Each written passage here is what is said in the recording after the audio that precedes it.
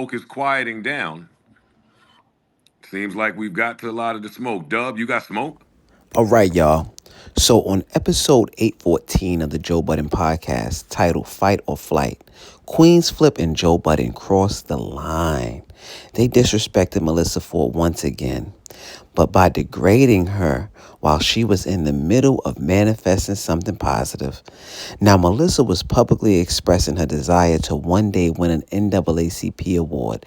That moment of vulnerability, optimism, and self-belief should have been celebrated, right? But instead, it turned into a punchline. QueenzFlip immediately interrupted her with an off-topic and condescending question about African American history. Now, you could hear it in Melyssa's tone. You could see it in her body language. She was uncomfortable. And who could blame her? Ice was initially the one who seemed to have her back, but then the conversation spiraled into pure foolishness. Look at the files. What you know about Martin Luther King, nigga? What you know about Malcolm X? I have a dream. Thurgood Marshall. I have a dream that I will win an NAACP award. I'm manifesting that. Don't get in my motherfucking way. I'm sorry, I'm not. Hey, I'm rooting Okay. for you. I Thank want you. So you better go Melody sit down with Al Sharpton and the niggas. listen, Oh, and you'll win one. You, Girl. you know how she'll win though. Hey Al. Yeah, come on. Hey, go put that shit on and text Al. Al ass. I'll be right there. That nigga Al will be there and Jimmy. be all over for the next 10 years. You remember the Al Sharpton selfie? Oh, That's the most funniest shit ever. legendary shit ever. I remember when I seen Al Sharpton in Puffs. At his house. Oh, that's bad to say? All right. Now, Flip joked that she should sit down with Al Sharpton, and then Joe chimed in, not to support her dream, but to say that, yes, she might win an award, but only if she flirted with Al Sharpton or wore something sexy. Ah, man, let's talk about it. Why is it that Melyssa's ambitions have to always be tied to her sexuality? Why is it funny to suggest that the only way she'll be acknowledged is by being seductive?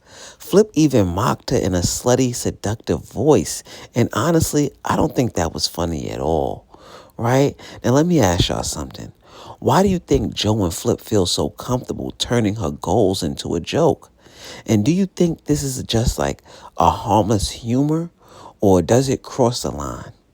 And more importantly, should Melyssa be speaking up more when these moments happen, or is it, on them to stop? I mean, Joe did say a while back, if they getting too crazy, just for her to say SMD, that suck my, I don't want to say that on the tube, but, that's what he told her to say a while ago. And she has been saying it, but clearly it hasn't been working that well. Now, these are some questions we need to ask, because this ain't the first time.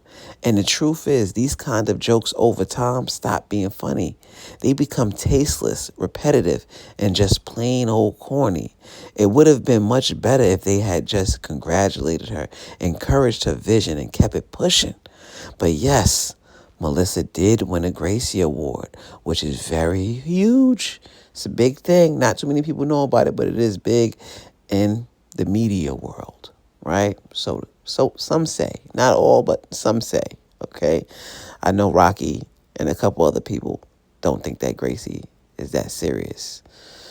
But somehow, moments like these make it feel like she's still stuck in the shadow of an outdated narrative, a narrative they keep bringing up over and over again, where they're talking about her being sexual or seductive, or her putting that stuff on to get her way.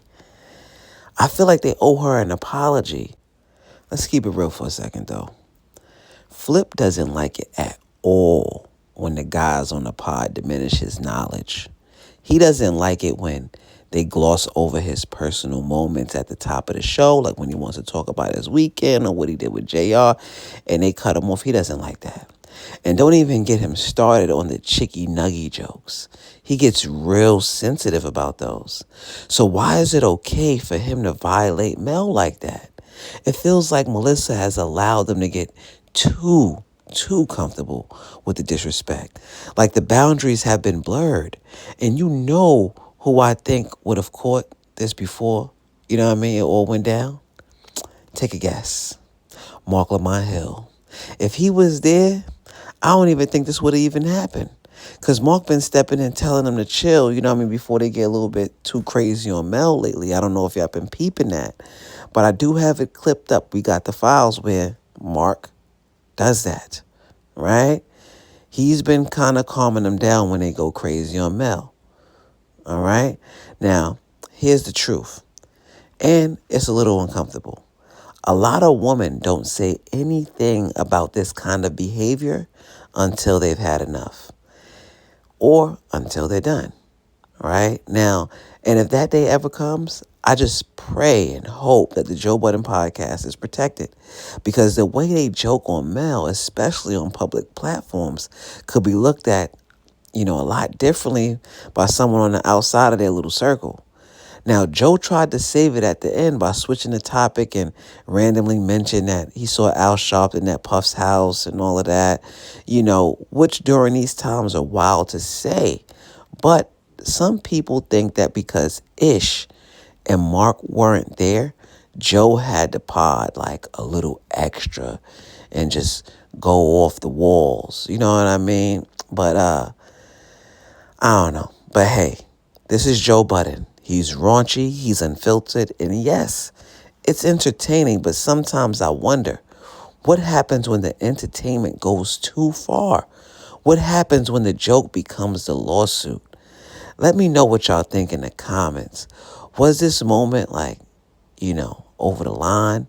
Do you think Melyssa should set firmer boundaries? And most importantly, are Flip and Joe taking advantage of her grace on the pod? And this isn't the first time we've seen an environment where disrespectful sexual remarks go unchecked. Think back to the high-profile case of Gretchen Carlson against Fox News chairman Roger Ailes. She was subjected to relentless, demeaning sexual comments, and she was pushed aside after rejecting unwanted advances. Her lawsuit not only exposed a toxic workplace, but also led to a $20 million settlement and a public reckoning within the network. Just like what happened at Fox News, isn't it time we demanded accountability in all media spaces, such as maybe our podcast as well? Now, why this relates to the JBP and Melyssa Ford is because Carlson's case shows how employers, such as like podcast hosts like Joe Budden's or whatever, can be held accountable not just for their own words, but for creating or tolerating an environment where others can disrespect or sexually degrade someone, especially when it's recorded and distributed publicly, right? So now this video, this clip right here, is the kind of thing, right, that can lead up to that. All right, now drop your thoughts below. Tell me what you guys think in the comments, and we will be back with the files. My guy Dub, too. That's my man, though. Gang, gang. That's my man, Big Dub.